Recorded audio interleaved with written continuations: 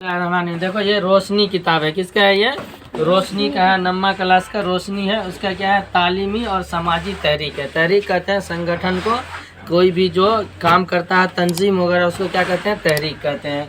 इसमें से ये चैप्टर बहुत लंबा चौड़ा है, 2-3 पेज का है, लेकिन इसमें से शॉर्टकट क्या क्या है इसमें लिखा है। इसी में से इसी तरह से क्या करेगा? सवाल पूछेगा, जो कुछ भी है इसी में से पूछेगा।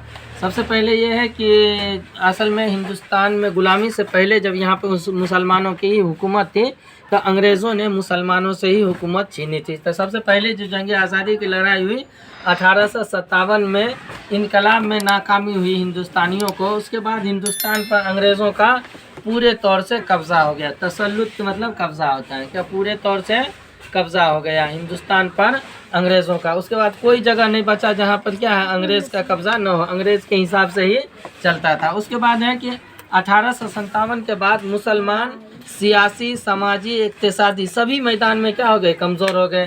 सियासत में भी उनका कोई रुसूख नहीं रहा क्योंकि उनसे हुकूमत छीन गई थी। और इक़्तिसादी कारोबार भी इनके पास कुछ भी नहीं था। अंग्रेज़ बहुत ज़्यादा जुल्म करते थे क्योंकि उसी से हुकूमत छीनी थी इसीलिए। और समाजी तौर पर भी इसका कोई अपना कोई सही सा स्टैंड नहीं था।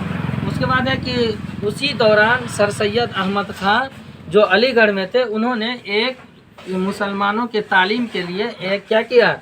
मुखलिसाना काम किया कि ये कहा कि तालीम के ज़रिए ही मुसलमान आगे बढ़ सकता है, वरना कोई भी कौम हो जब तक उसके अंदर तालीम शिक्षा नहीं होगी तब तक वो आगे नहीं बढ़ेगा। तो इसीलिए इन्होंने सबसे पहले ये काम किया कि सर सैयद अहमद ख़ान ने 1875 ईस्वी में मुसलमानों के तालीम के लिए अलीगढ़ में मदरसतुल उलूम के नाम से एक स्कूल खोला। उसमें ये नहीं था, उस शुरू में ये था कि सिर्फ मुसलमानों के लिए, लेकिन आज भी अलीगढ़ मुस्लिम यूनिवर्सिटी के नाम से मशहूर है, जिसमें सभी कौम के लोग, सभी जाति के लोग बच्चे क्या होते? पढ़ते हैं। तो 1875 में सर सैयद अहमद ने मुसलमानों के लिए मदरसतुल उलूम नाम से एक इदारा कायम किया। इदारा वही संस्थान कायम किया, तालीमी संस्थान।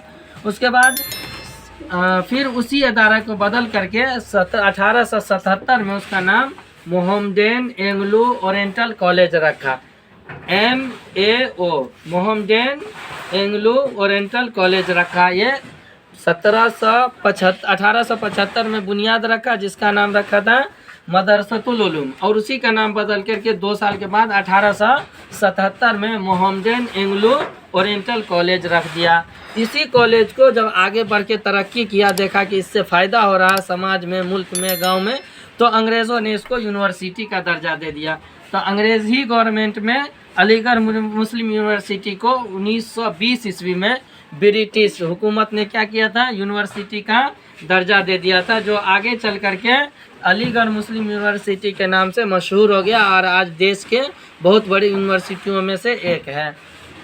जो लोगों ने आज़ादी के लड़ाई में मुजाहिदीन का साथ दिया या आज़ादी की लड़ाई लड़ी किसी भी महाज पर, बहुत सारे लोग हैं, हर एक मज़हब के, हर एक कौम के लोग थे, लेकिन कुछ लोगों के नाम यहाँ पर हैं, जैसे मोहम्मद अली जिन्ना जो कि पाकिस्तान के संस्थापक है। और उसके बाद है मौलाना हसरत अली मोहानी, लियाकत अली खान, सर सैयद अहमद ख़ान और अली बिरादरान, मोहम्मद अली और शौकत अली। उसके बाद है इन लोगों का नाम है। आज़ादी के लड़ाई में मुसलमानों को, जो मुसलमान मुजाहिदीन थे, 3 तरह से, एक तो अंग्रेज़ों से लड़ाई लड़ना पड़ा, दूसरे अपने ही राजाओं और महाराजाओं और जो नवाब था उनसे लड़ाई लड़ना पड़ा, वो गद्दारी करते थे, और तीसरे अपने ही कौम के जो हिंदुस्तानी थे लेकिन अंग्रेज़ों के गुलाम थे, अंग्रेज़ों के आगे पीछे चेला चपटा थे, उन लोगों से क्या करना पड़ा? इन लोगों को लड़ाई लड़ना पड़ा। और आज़ादी के लड़ाई में सभी कौम के, सभी धर्म के, सभी जात के लोगों ने बहुत ज़्यादा क्या दी? कुर्बानियाँ दी। उसके बाद ये देश आज़ाद हुआ। तो ये चैप्टर में यही है कि समाजी और तालीमी तहरीक है। तालीमी तहरीक कौन सा है? जो ये मदरसतुल उलूम रखा।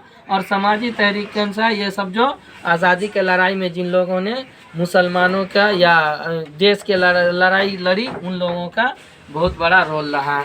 तो ये चैप्टर यहीं पर क्या हो गया? मुकम्मल हो गया और द एंड हो गया। अब यह कि आगे क्या करके आना है? याद करके आना है।